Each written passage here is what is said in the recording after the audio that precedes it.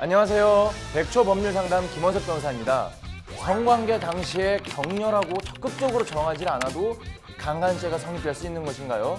라고 물어보셨는데요.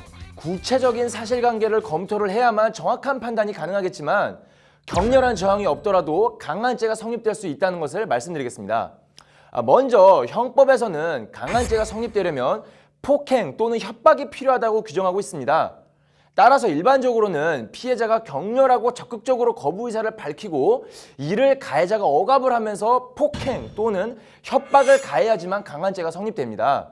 그러나 대법원은 폭행, 협박의 내용, 그리고 그러한 행위를 하게 된 경위, 피해자와의 관계 및 성관계 당시와 그 후의 상황, 이 모든 상황들을 종합해서 강간죄 성립을 판단하게 됩니다.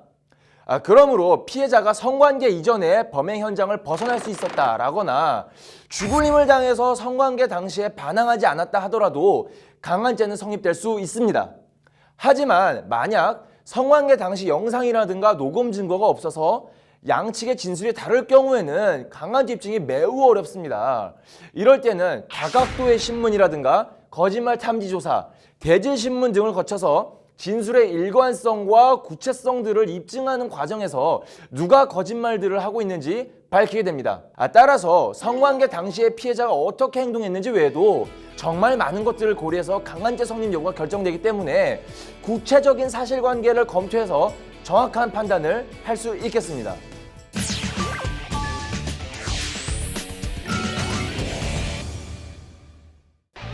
안녕하세요. 백초 법률상담 박지영 변호사입니다. 양육비의 산정은 어떻게 이루어지는 건가요? 그리고 양육비를 지급받지 못할 경우 어떤 조치를 취할 수 있는지 궁금합니다. 별거나 이혼 등으로 자녀를 혼자 키울 경우에 상대방 배우자에게 양육비의 지급을 청구할 수 있습니다. 양육비의 산정은 서울가정법원에서 제시하는 양육비 산정 기준표가 그 기준이 되는데요. 부부의 합산 소득과 자녀의 나이 등을 고려한 평균 양육비를 기준으로 하되 개별적인 사정을 고려하여 정하게 됩니다. 법률상 양육비는 자녀가 성년에 이를 때까지만 지급받을 수 있지만 소송 중 조정을 통해서 성년이 된 이후에 자녀에 대한 학비 등의 지원도 미리 정하여 놓을 수 있습니다. 만약 확정된 양육비를 지급하지 않을 경우에는 양육비 지급 의무자의 급여로부터 직접 양육비를 지급해달라는 양육비 직접 지급 명령 신청을 해서 회사로부터 양육비를 직접 지급받을 수도 있습니다. 그 외에 취할 수 있는 방법으로는 양육비 지급 의무 위반에 대한 이행명령을 신청할 수 있는데요. 재판부의 이행명령을 계속 위반하는 경우에는 과태료나 감치 등의 제재를 해달라는 신청도 할 수가 있습니다. 한 가지 더, 오랜 기간 양육비를 받지 못한 분들 중에서 그냥 포기해버리는 경우가 있는데요. 양육비는 당사자의 협의나 가정법원의 심판에 의해서 구체적인 내용과 범위가 확정되기 전까지는 소멸시효가 진행되지 않습니다. 따라서 과거 혼자 양육을 하면서 양육비를 지급받지 못했다면 과거 양육비의 지급을 상대방에게 청구할 수 있으니 늦었다 생각하고 포기하지 마시기 바랍니다.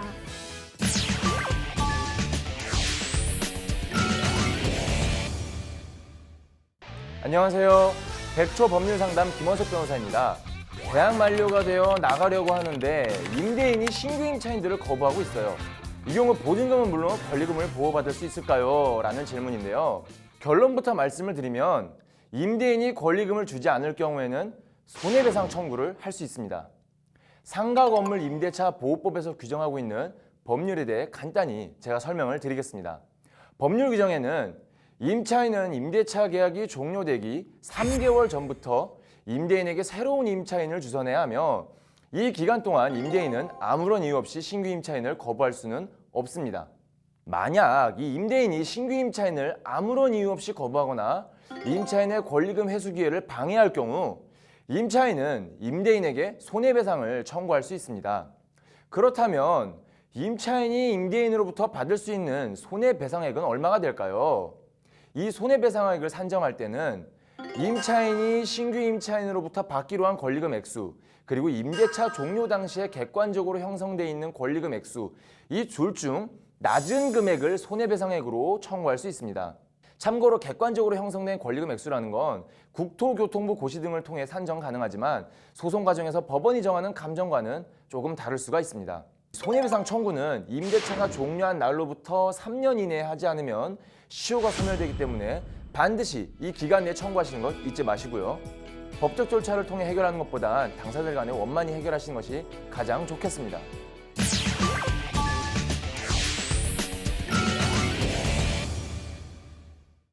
안녕하세요. 백초 법률상담 박지영 변호사입니다. 주택 임대차 기간 중에 주택의 수리가 필요한 경우 임대인과 임차인 중에서 누가 그 비용을 부담해야 할까요? 우리 민법은 임대차 계약 존속 중에 그 사용 수익에 필요한 상태를 유지하게 할 의무를 임대인이 부담한다고 정하고 있습니다. 이것은 수리를 해야 하는 파손의 정도에 따라 달라질 수 있는 부분인데요. 임차인이 별 비용을 들이지 아니하고도 손쉽게 고칠 수 있는 사소한 것으로 임차인의 사용 수익을 방해할 정도가 아닌 파손이라면 그것은 임대인이 수선 의무를 부담하지 않습니다. 그러나 임차인이 계약에 정해진 목적에 따라 사용 수익할 수 없는 정도의 파손이라면 그것은 임대인이 수선 의무를 부담합니다. 만약 급한 보일러 등의 수리 건으로 임차인이 주택의 수선 비용을 먼저 지출했다면 임차인은 임대인에게 그 상환을 청구할 수 있고 이것을 필요비 상환 청구권이라고 합니다. 필요비 상환 청구권을 행사하기 위해서는 수리 비용 등을 결제한 영수증 등을 증빙 자료로 잘 챙겨두시는 것이 좋겠지요. 통상적인 주택 사용에 따른 노후 또는 손상의 경우에는 임대차 기간이 끝났을 때 임차인이 이것을 새 것처럼 원상 회복할 의무가 있는 것은 아닙니다. 하지만 임차인의 명백한 고의 과실에 의한 경우에는 원상 회복 의무가 있다고 할 것입니다. 비용 상환 및 원상 회복과 관련해서는 임대인과 임차인이 임대차 계약을 체결할 때 특약으로 달리 정할 수도 있다는 점을 알아두시기 바랍니다.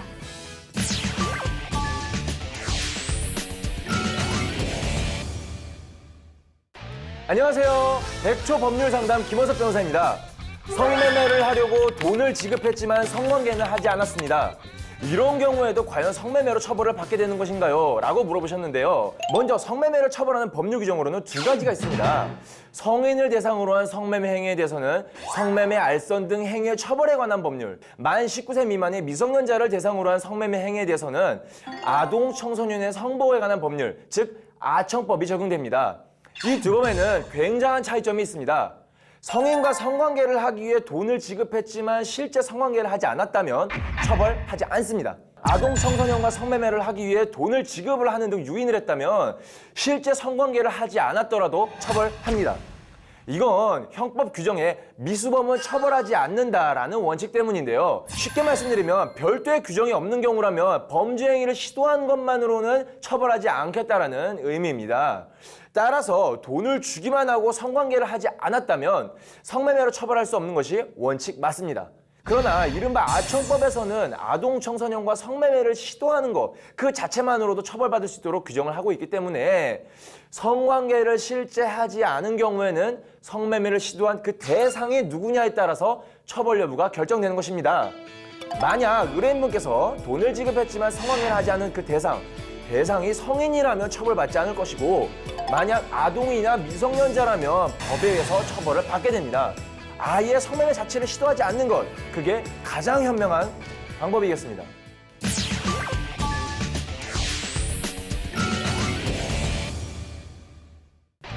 안녕하세요. 백초 법률상담 박지영 변호사입니다. 폰트도 저작권으로 보호받을 수 있나요? 폰트 사용으로 저작권 위반이 되지 않도록 하려면 어떻게 해야 할까요? 질문과 같이 회사 등에서 업무로 폰트를 사용했다가 저작권을 침해했다는 내용 증명을 받는 경우가 종종 발생합니다. 서체나 글꼴을 의미하는 폰트의 도안 그 자체는 저작권의 보호 대상이 아닙니다. 하지만 인터넷상에서 쉽게 폰트 파일을 무료로 다운로드 받을 수 있다고 해서 그 폰트 파일을 사용하는 것이 저작권법 위반이 되지 않는다고는 볼 수가 없습니다. 그 폰트의 구현을 가능하게 하는 개별 폰트 파일이 컴퓨터 프로그램 저작물로서 저작권법상 보호 대상이 되기 때문입니다. 만약 유료 폰트 파일을 그 권리자의 허락 없이 사용하거나 이용 범위를 넘어서 사용하는 경우에는 저작권법 위반으로 민형사상 책임을 질 수도 있습니다. 그렇기 때문에 폰트를 다운받기 전 그 파일이 유료 파일인지 아닌지, 그리고 무료라고 하여도 이용 가능한 범위가 어떠한지 정확히 확인한 후에 사용하셔야 할 것입니다. 만약 유료 폰트 파일인 경우에는 정당한 유통 경로를 통해서 대가를 지급하고 구입해서 사용해야 하고, 권리자로부터 이용 범위에 관해서 구체적으로 확인을 받으신 다음에 사용하셔야 합니다.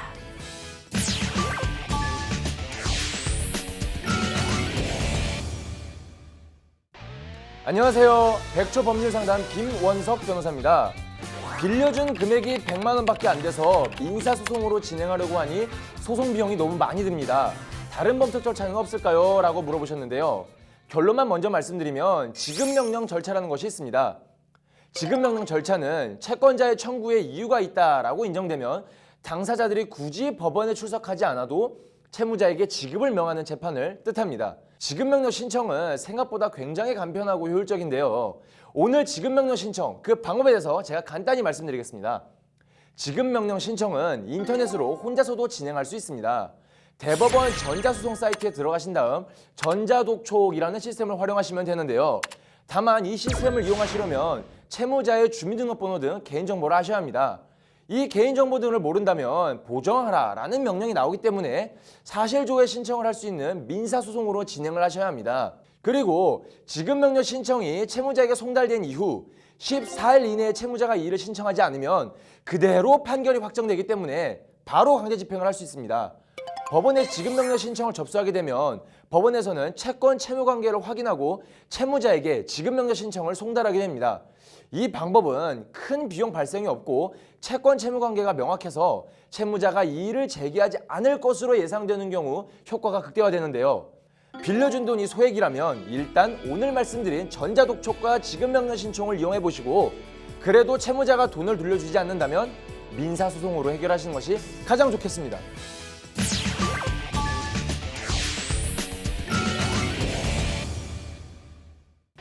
안녕하세요. 백초 법률 상담 박지영 변호사입니다. 배우자가 다른 사람과 부정행위를 하고 있는 것을 알게 되었습니다. 어떤 조치를 취할 수 있을까요? 아쉽게도 형법상 간통죄가 폐지돼서 배우자의 부정행위를 이유로 배우자와 그 상대방을 상대로 형사 고소를 할 수 있는 방법은 없습니다. 그러나 민사소송 절차에 따라서 배우자와 부정행위를 한 사람을 상대로 손해배상 청구를 할 수는 있습니다. 그리고 부정행위를 한 배우자에 대해서는 부정행위를 이혼 사유로 해서 재판상 이혼을 청구할 수도 있습니다. 이 이혼 소송을 진행할 때 배우자와 부정행위를 한 사람에 대한 손해배상 청구를 이혼 소송 안에서 함께 진행할 수도 있습니다. 어떤 분들은 배우자와 이혼이 되어야만 배우자와 부정행위를 한 사람에 대한 손해배상 청구가 가능한 것이 아니냐고 하시는데 그렇지 않습니다. 예전에는 간통죄의 경우에 이혼 청구를 해야만 간통죄 고소가 가능했던 것과는 다른 점입니다. 이혼 소송 또는 민사상 손해배상 소송에서의 부정행위란 예전에 간통죄에서 규율하던 부정행위보다는 더 넓은 개념입니다. 그래서 배우자 일방이 다른 이성과 새벽에 연락을 주고받거나 부적절한 내용의 문자 메시지를 보내거나 연인 관계처럼 너무 자주 만나거나 하는 경우도 부정행위에 해당할 수 있다는 점을 유념하셔야 할 것입니다.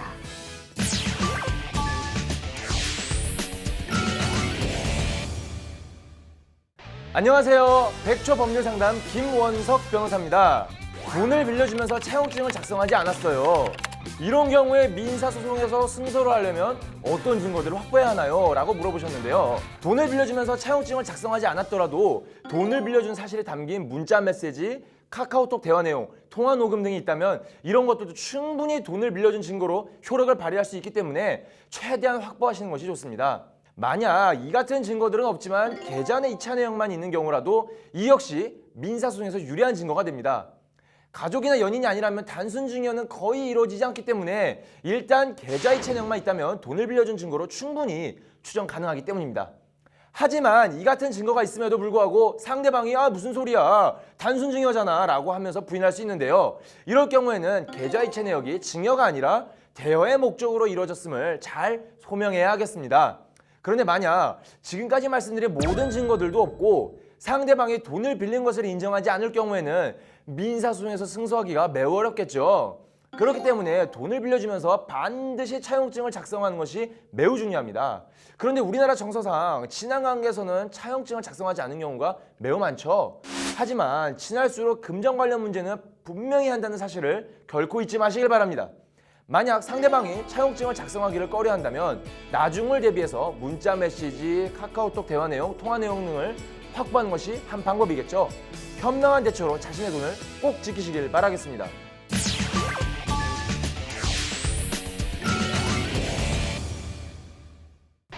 안녕하세요. 백초 법률상담 박지영 변호사입니다.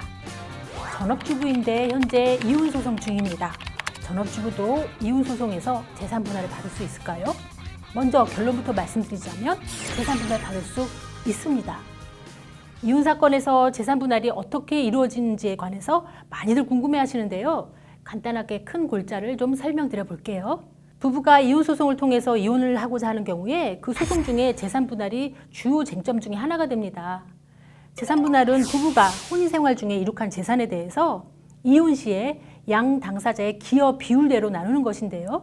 재판부가 재산분할의 비율을 정할 때는 재산의 취득 경위, 이용 현황, 형성 유지에 대한 양 당사자의 기여 정도, 나이, 직업, 혼인생활의 과정과 기간 등 여러 사정을 참작하게 됩니다. 전업주부라 하더라도 가사노동, 육아, 가족 부양 등으로 부부 공동재산을 이루는 데에 기여한 경우에는 기여 비율이 당연히 인정되고 있습니다. 또한 배우자가 그 부모로부터 상속, 증여받은 재산이라 하더라도 상속받은 후 그 유지에 직간접적으로 기여하였다고 볼 만한 사정이 있다면 분할 대상 재산에 포함되어서 재산 분할을 받을 수 있습니다. 별거 기간이 길다고 하더라도 부부 공동재산의 형성과 유지에 기여하였다고 볼 사정이 있다면 재산 분할 청구가 일부 인정된 사례가 있고요. 사실혼 관계의 부부의 경우에도 재산 분할이 인정됩니다.